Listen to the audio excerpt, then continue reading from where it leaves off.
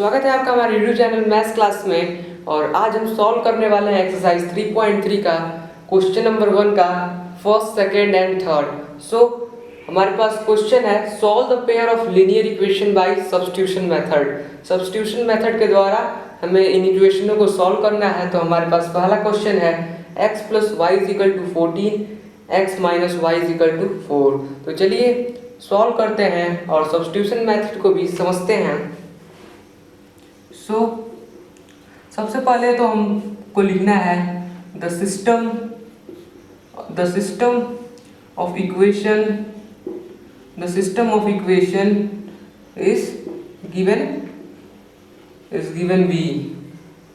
x + y = 14, ये हमारा equation number first हो गया। एंड x - y = 4, ये इक्वेशन नंबर सेकेंड हो। सो फ्रेंड्स, हमने देखा कि जो सिस्टम ऑफ इक्वेशन है वह दिया हुआ था x + y = 14 and x - y = 4। These are equation number first and equation number second. अब हमें बहुत ही इंपॉर्टेंट बात सोचनी है कि इन दोनों में से हम कौन सा इक्वेशन लें जिसको हम सब्स्टिट्यूट करने पे आसानी से उसे सॉल्व कर सकें। तो हम यहाँ देख रहे हैं कि ये दूसरा इक्वेशन जो है हमें आसान दिखाई पड़ रहा है। अगर हम y को इधर भेज दे रहे हैं तो x - 4 y की वैल्यू रह रही है। तो चलिए अब इसे हम सॉल्व करते हैं। अगर हम x को यहीं रहने दें, दूसरा लेते हैं, छोड़िए x को लेते हैं हम। अगर हम x को यहाँ रहने दें देन x की वैल्यू क्या होगी, y + 4। सो x = y + 4। कहाँ से लिया है ये मेंशन करना जरूरी है। Then from equation second. अब substituting the value of x in equation first। अब इक्वेशन फर्स्ट में x की वैल्यू को रखेंगे। Then y + 4 + y = 14 implies y = 10 and y = 5। now putting अब y की वैल्यू को, जो हमने दूसरा इक्वेशन से x की वैल्यू फाइंड की थी, उसमें y की वैल्यू रखेंगे। देन हमें x की वैल्यू मिल जाएगी। Now putting the value of y in equation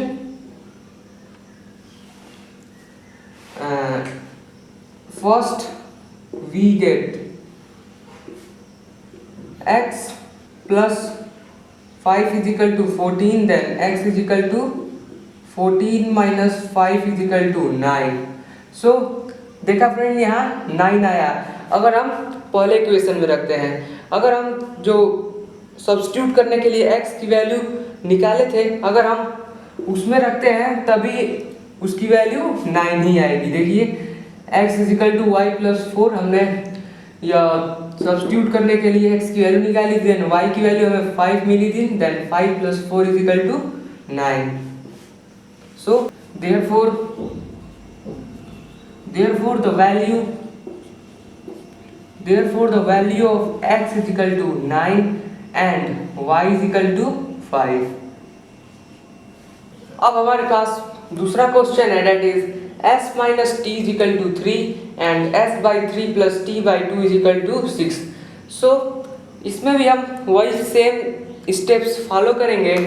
then सबसे पहले लिखेंगे द सिस्टम ऑफ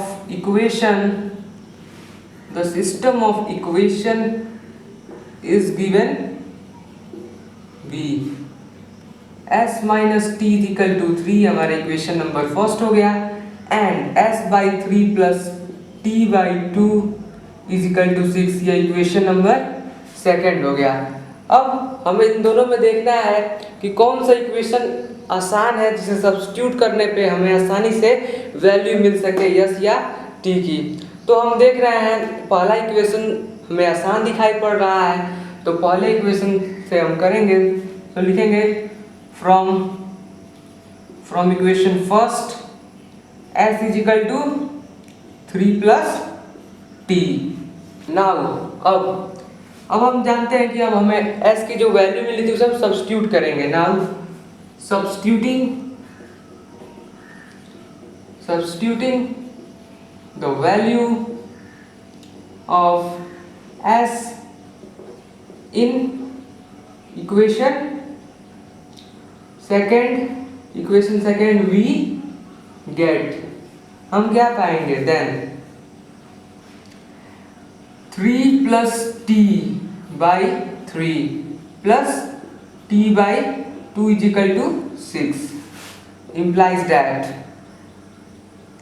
3 और 2 calcium 6, then 6 plus 2t plus 3t is equal to 6. Now 5t plus 6 is equal to 36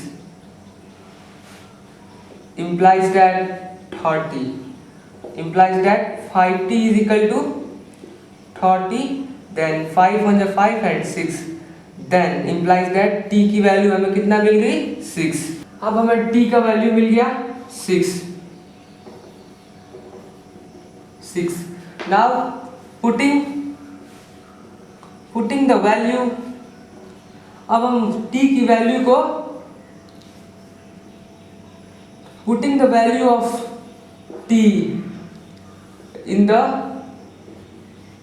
value of yes we get, हम क्या पाएंगे, then हमने वो लिखा था s की value s is equal to 3 plus t, then हमें t की वैल्यू 6 मिली है, then 3 plus 6 is equal to 9. Therefore हम कह सकते हैं the value of t is equal to 6, t की वैल्यू 6 आई है and s is equal to 9. अब हमारे पास तीसरा क्वेश्चन है. अब दोस्तों हमारे पास तीसरा क्वेश्चन है जो है 3x minus Y is equal to 3 and 9x minus 3y is equal to 9. यह क्वेश्चन थोड़ा बहुत टेढ़ा है, जिसे आप सॉल्व किए होंगे तो समझ ही रहे होंगे. तो चलिए अब हम सॉल्व करते हैं और देखते हैं क्या आता है. सबसे पहले इसमें भी लिखेंगे the system of equation is given b. क्या दिया हुआ है, then 3x minus Y is equal to 3, ये हमारे पास इक्वेशन नंबर फर्स्ट है, and 9x minus 3y is equal to 9, equation number second है. अब हम पहले इक्वेशन को लेते हैं क्योंकि ये इसको सब्स्टिट्यूट करने में हमें आसानी होगी. Then 3 from equation first